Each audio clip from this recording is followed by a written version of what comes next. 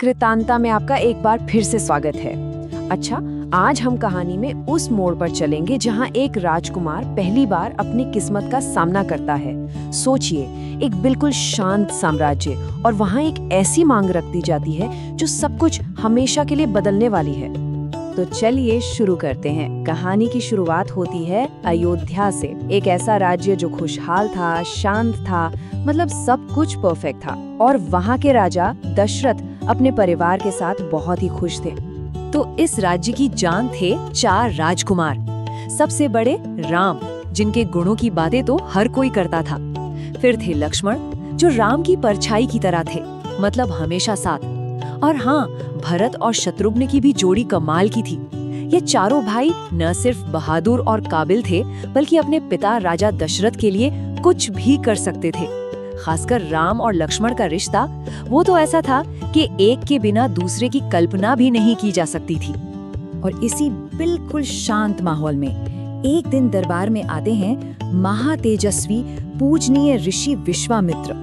अब जैसे वो आते हैं ना, पूरे दरबार में एक अजीब सी खामोशी छा जाती है। सम्मान तो था ही, पर साथ में एक हल्की सी घबराहट भी थी। राजा दशरथ फौरन अपनी जगह से उठ खड़े होते हैं उनके स्वागत के लिए। वो कहते हैं, आपका आना तो ऐसा है जैसे रेगिस्तान में बारिश हो गई हो। मेरा तो जीवन ही सफल हो गया। बस आज्ञा दीजिए, मैं आपके लिए क्या कर सकता हूँ। और यही उन्होंने एक ऐसा वचन दे दिया जिसके अंजाम के बारे में उन्होंने सोचा भी नहीं था। लेकिन विश्वामित्र जो मांगने आए थे, वो कोई साधारण चीज नहीं थी। उन्होंने सीधे सीधे कहा, हे राजन, 10 दिनों के लिए मुझे अपना बेटा राम सौंप दो। मेरे पवित्र यज्ञ में 2 शक्तिशाली राक्षस बाधा डाल रहे हैं और राम को ही उनकी रक्षा करनी होगी। ये सुनते ही मानो पूरे दरबार में किसी ने सांस लेना ही बंद कर दिया हो। एकदम सन्नाटा। और बस यहीं से शुरू हो जाता है असली संघर्ष। एक तरफ एक राजा का वचन और दूसरी तरफ एक पिता का दिल। एक भयानक कश्मकश। सोचिए दशरथ की हालत क्या हुई होगी। उनका मन जैसे 2 चक्कियों के बीच पिस रहा था। एक तरफ एक राजा होने का वचन, उनका धर्म, और दूसरी तरफ एक पिता का डर। मन में बस यही ख्याल आ रहे थे, मेरा राम, वो तो अभी 16 साल का भी नहीं है। उसे युद्ध के दाव पेच कहाँ आते हैं। और सबसे बड़ा डर, मैं उसके बिना एक पल भी कैसे रहूंगा। और फिर विश्वामित्र ने उन राक्षसों के बारे में बताया, और उनका नाम सुनते ही दशरथ का डर 100 गुना और बढ़ गया। वो राक्षस थे मारीच और सुबाहु, जिन्हें किसी और ने नहीं, बल्कि राक्षसों के खूंखार राजा रावण ने भेजा था। रावण का नाम सुनते ही राजा दशरथ की तो जैसे जान ही निकल गई। अब इस मुश्किल घड़ी में राजगुरु वशिष्ठ ने माहौल को संभाला। वो आगे आए और दशरथ को समझाया, राजन, अपने धर्म से मुंह मत मोड़ो। एक बार वचन दे दिया तो उसे निभाना ही पड़ेगा। और राम की चिंता मत करो, वो विश्वामित्र के साथ है, जो खुद तपस्या और शक्ति का एक चलता फिरता केला है। राम पूरी तरह सुरक्षित रहेगा। तो बहुत भारी मन से राजा दशरथ मान गए। और बस उसी पल राम और लक्ष्मण ने महल की सुरक्षित दीवारों को पीछे छोड़ दिया और एक बड़े, अनजाने और खतरनाक सफर पर अपना पहला कदम रखा। और जानते हैं, यात्रा शुरू होते ही विश्वामित्र ने राम को एक बहुत खास तोहफा दिया। उन्होंने राम को 2 गुप्त विद्याएं सिखाई, बला और अतिबला। अब ये कोई मामूली मंत्र नहीं थे। इनसे भूख, प्यास, थकान, यहाँ तक कि बीमारी भी पास नहीं भटकती थी। कह सकते हैं कि ये इस मुश्किल सफर का पहला बड़ा पावर अप था, जो उन्हें आगे की चुनौतियों के लिए तैयार कर रहा था।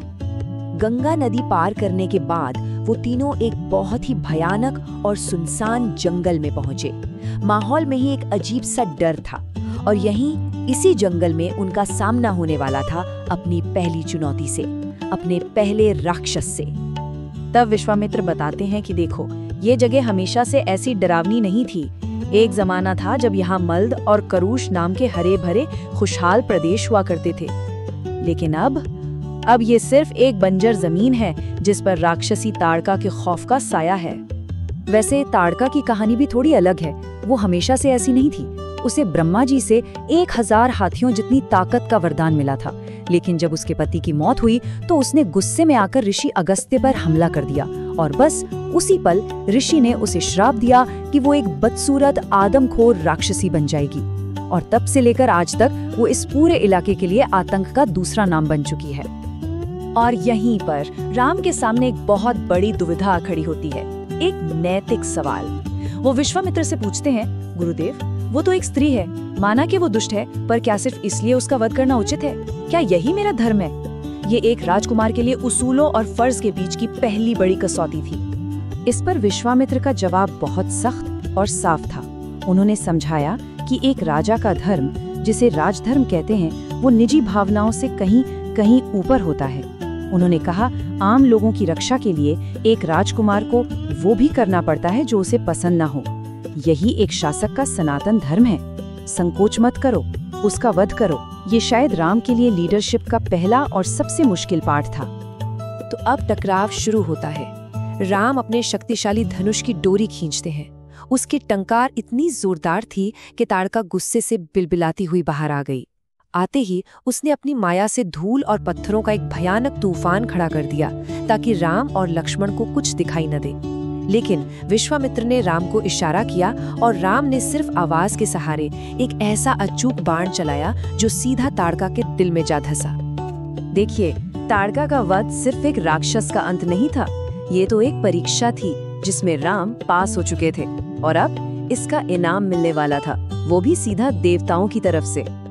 राम के इस साहस और धर्म के पालन को देखकर देवता भी इतने खुश हुए कि उन्होंने स्वर्ग से ही इस जीत का जश्न मनाया, फूलों की वर्षा की। ये एक तरह से इस बात पर मोहर थी कि राम ने जो मुश्किल फैसला लिया था वो बिल्कुल सही था। और अब बारी थी असली इनाम की। विश्वामित्र ने राम को एक दो नहीं बल्कि दर्जनों दिव्यास्त्र दिए, और ये सिर्फ हथियार नहीं थे, ये तो खुद में देवता थे जिनमें बेहिसाब शक्ति थी। इनमें आग बरसाने वाले अस्त्र थे, तूफान लाने वाले अस्त्र थे, और मन को भरमा देने वाले मायावी अस्त्र भी थे। ये सारे दिव्य अस्त्र राम के सामने हाथ जोड़कर खड़े हो गए और बोले, हे महान राम, आज से हम आपके सेवक हैं, बस आपके एक आदेश का इंतजार है। सोचिए, अब राम के पास एक ऐसा शस्त्रागार था जो दैवीय भी था और जीवित भी। तो पहली बड़ी परीक्षा तो खत्म हो गई थी। अब हमारे हीरो अपनी यात्रा के असली मकसद की तरफ बढ़ रहे थे, उस जगह जहां उनकी सबसे बड़ी परीक्षा होनी बाकी थी। जी हाँ, अब असली मिशन शुरू होने वाला था सिद्धाश्रम में, यानी सिद्धि का आश्रम। वो जगह जहां उस पवित्र यज्ञ की रक्षा करनी थी, चाहे कुछ भी हो जाए। ताड़का का अंत, वो तो बस एक ट्रेलर था, असली कहानी तो अब शुरू होनी थी। तो सवाल ये उठता है कि जब इतनी शक्तिशाली ताड़का मारी गई, तो फिर वो कौन से राक्षस हैं जो अब भी ऋषियों को परेशान करने की हिम्मत कर रहे हैं? और इस युवा हीरो के रास्ते में अब कौन सी बड़ी चुनौतियां आने वाली हैं? तो अगर आपको ये कहानी और इसका विश्लेषण पसंद आया हो तो इसे लाइक और शेयर जरूर करें। कमेंट्स में हमें ये भी बताइए कि आप आगे कौन सी कहानी सुनना चाहेंगे। और हाँ, इस सीरीज की अगली कड़ी के लिए सब्सक्राइब करना बिल्कुल मत भूलिएगा।